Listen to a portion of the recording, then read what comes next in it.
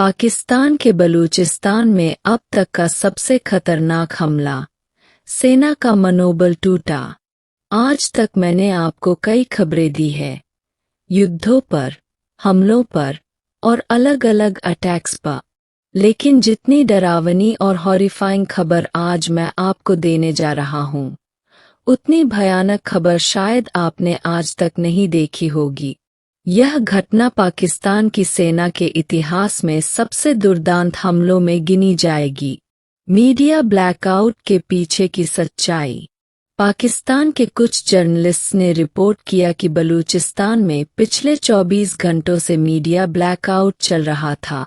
इस दौरान जो घटना घटी, उसकी जानकारी पाकिस्तान की मीडिया ने जनता तक पहुंचाना तो दूर, इस पर एक हेडलाइन तक नहीं चला।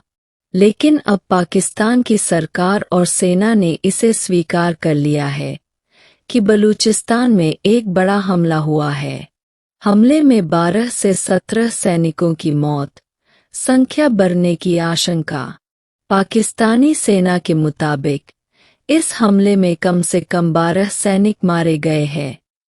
हालांकि रिपोर्ट्स यह भी कह रही है कि मरने वालों की संख्या 17 तक हो सकती है।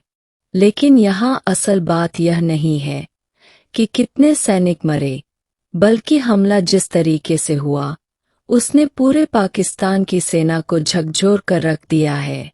हमले की भयावहता। बलूच विद्रोहियों ने इस हमले में पहले सैनिकों को मारा और फिर उनके साथ ऐसा कुछ किया जिसे बोलना भी मुश्किल है।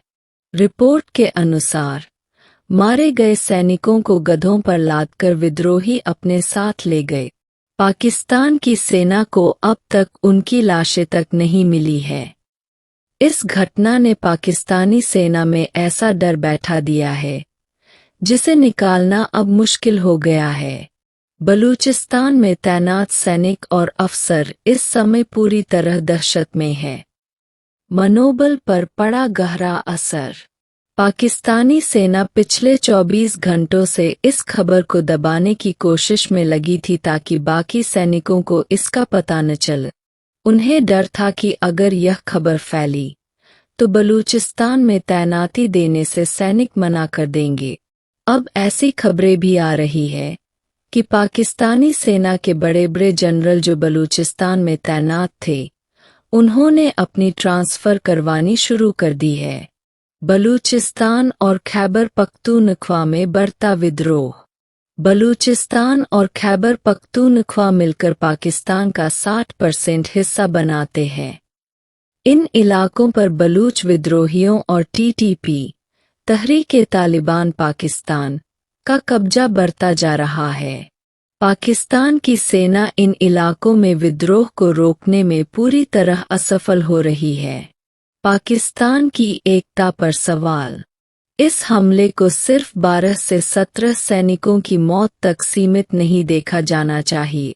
यह पाकिस्तान की एकता पर एक बड़ा हमला है।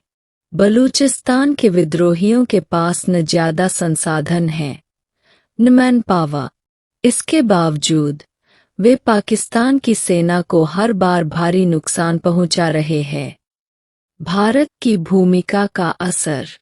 आप सोचिए, यह सब तब हो रहा है जब भारत इस पूरी स्थिति से बाहर है। अगर भारत सीमा पर दबाव बढ़ा दे या सीज फायर का उल्लंघन हो तो पाकिस्तान की सेना का क्या हाल होगा। बलूचिस्तान में हो रहे इन हमलों ने न केवल पाकिस्तान की सेना को हिला दिया है, बल्कि पाकिस्तान के बिखरने की शुरुआत के संकेत भी दे दिए हैं।